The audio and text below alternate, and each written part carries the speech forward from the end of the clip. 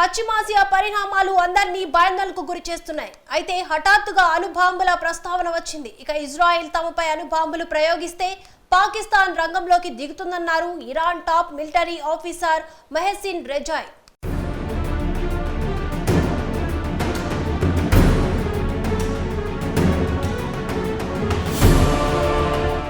అణు యుద్ధం ప్రపంచంలో ఏ రెండు దేశాల మధ్య ఉద్రిక్తతలు నెలకొన్నా యావత్ ప్రపంచాన్ని వణికించే పదమిది.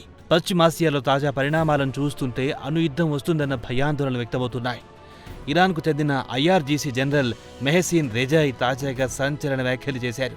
ఇజ్రాయెల్ తమపైకి అణుబాంబు ప్రయోగించాలని చూస్తోందని హాట్ కామెంట్ చేశారు IRGC general మెహసిన్ Rezaei.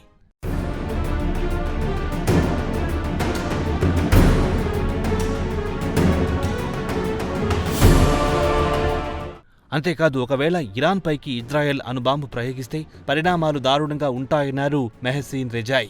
Israel అణుబాంబుకు కౌంటర్గా Iran తరపున పాకిస్తాన్ రంగంలో దిగుతుందని మెహసిన్ రెజాయ్ వెల్లడించారు. ఈ మేరకు పాకిస్తాన్ నుంచి ఇరాన్కు స్పష్టమైన హామీ లభించిందని ఆయన వెల్లడించారు. మెహసిన్ రెజాయ్ ఇరాన్కు చెందిన నేషనల్ సెక్యూరిటీ కౌన్సిల్లో సభ్యుడు కూడా.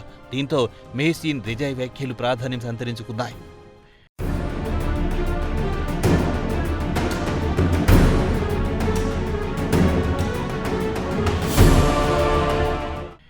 కాగా ఇజ్రాయెల్ విషయంలో ఇస్లామిక్ కార్డును ఉపయోగించాలని ఇరాన్ భావిస్తోంది.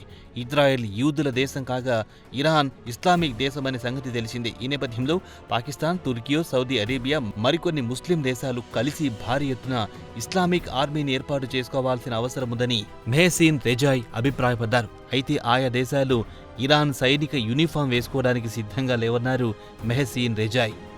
ఇరాన్ సైనిక యూనిఫామ్ వేసుకోవడానికి మిగతా ఇస్లామిక్ దేశాలు అంగీకరిస్తే మిడిల్ ఈస్ట్లో రాత్రికి రాత్రే ప్రాంతీయ బలగాలుగా మారిపోతాయని మెహసిన్ రెజాయ్ పేర్కొన్నారు. అయితే ఇస్లామిక్ ఆర్మీకి సంబంధించి మెహసిన్ రెజాయ్ వ్యాఖ్యలపై మిడిల్ ఈస్ట్లో ఏ ఒక్క ముస్లిం దేశం కూడా స్పందించలేదు.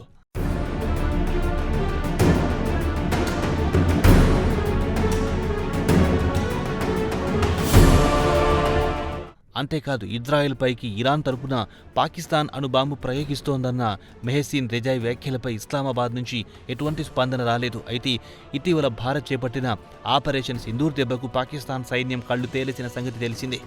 ఈ నేపథ్యంలో ఇజ్రాయెల్ పైకి అణుబాంబు వేసే దుస్సాహసానికి పాకిస్తాన్ ఒడిగడుతుందా అనే ప్రశ్న కూడా తెరపైకొచ్చింది.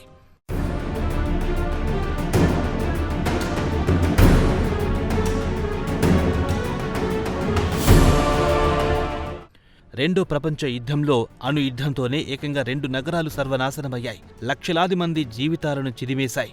అణు యుద్ధం ఎంతటి విధ్వంసాన్ని సృష్టిస్తుందో హిరోషిమా, నాగసాకి నగరాలను చూస్తేనే అర్థమవుతుంది. రెండో ప్రపంచ యుద్ధంలో న్యూక్లియర్ బాంబుల ప్రయోగం మిగిల్చిన విషాదం అంతా ఇంత కాదు.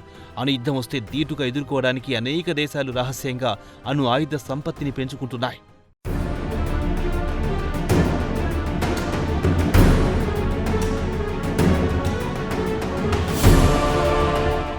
అమెరికా, రష్యా, చైనా ప్రపంచంలోని మొత్తం అణ్వాయుధాలలో 90% అమెరికా, రష్యా దగ్గరే ఉన్నాయి. అణ్వాయుధాలు కలిగిన దేశాల మధ్య యుద్ధం వస్తే అది 2 దేశాలకే పరిమితం కాదు. అంతిమంగా అది 3వ ప్రపంచ యుద్ధానికి దారితీసే అవకాశం ఉంది. ఏదేమైనా యుద్ధమంతే సర్వనాశనమే. ఇందులో ఎవ్వరికీ రెండో అభిప్రాయమే లేదు.